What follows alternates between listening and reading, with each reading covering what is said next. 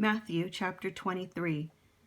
Then Jesus said to the crowds and to the disciples, "The teachers of the law and the Pharisees sit in Moses' seat. So you must be careful to do everything they tell you, but do not do what they do, for they do not practice what they preach. They tie up heavy, cumbersome loads and put them on other people's shoulders, but they themselves are not willing to lift a finger to move them. Everything they do is done for people to see. They make their phylacteries wide and the tassels on their garments long. They love the place of honor at banquets and the most important seats in the synagogues. They love to be greeted with respect in the marketplaces and to be called rabbi by others. But you are not to be called rabbi, for you have one teacher, and you are all brothers. And do not call anyone on earth Father, for you have one Father, and he is in heaven.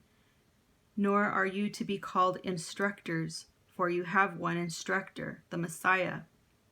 The greatest among you will be your servant, for those who exalt themselves will be humbled, and those who humble themselves will be exalted. Woe to you, teachers of the law and Pharisees, you hypocrites! You shut the door of the kingdom of heaven in people's faces. You yourselves do not enter, nor will you let those enter who are trying to. Woe to you, teachers of the law and Pharisees, you hypocrites! You travel over land and sea to win a single convert, and when you have succeeded, you make them twice as much a child of hell as you are. Woe to you, blind guides! You say, if anyone swears by the temple, it means nothing, but anyone who swears by the gold of the temple is bound to that oath. You blind fools! Which is greater, the gold or the temple that makes the gold sacred?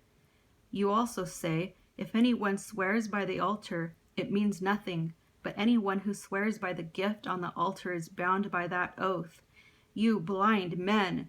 Which is greater, the gift or the altar that makes the gift sacred? Therefore, anyone who swears by the altar swears by it and by everything on it. And anyone who swears by the temple swears by it and by the one who dwells in it. And anyone who swears by heaven swears by God's throne and by the one who sits on it. Woe to you, teachers of the law and Pharisees, you hypocrites! You give a tenth of your spices, mint, dill, and cumin, but you have neglected the more important matters of the law: justice, mercy, and faithfulness. You should have practiced the latter without neglecting the former. You blind guides! You strain out a gnat, but swallow a camel. Woe to you, teachers of the law and Pharisees, you hypocrites! You clean the outside of the cup and dish, but inside they are full of greed and self-indulgence. Blind Pharisee! First clean the inside of the cup and dish, and then the outside also will be clean. Woe to you, teachers of the law and Pharisees, you hypocrites! You are like whitewashed tombs, which look beautiful on the outside, but on the inside are full of the bones of the dead and everything unclean. In the same way, on the outside you appear to people as righteous, but on the inside you are full of hypocrisy and wickedness.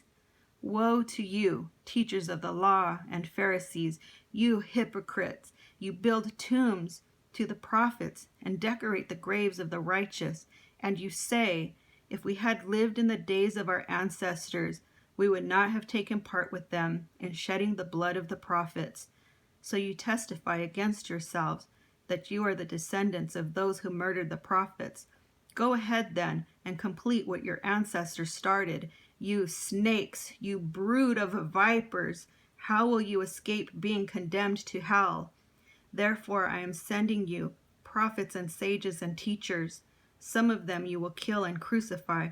Others you will flog in your synagogues and pursue from town to town. And so upon you will come all the righteous blood that has been shed on earth, from the blood of righteous Abel to the blood of Zechariah, son of Berechiah, whom you murdered between the temple and the altar. Truly I tell you, all this will come on this generation.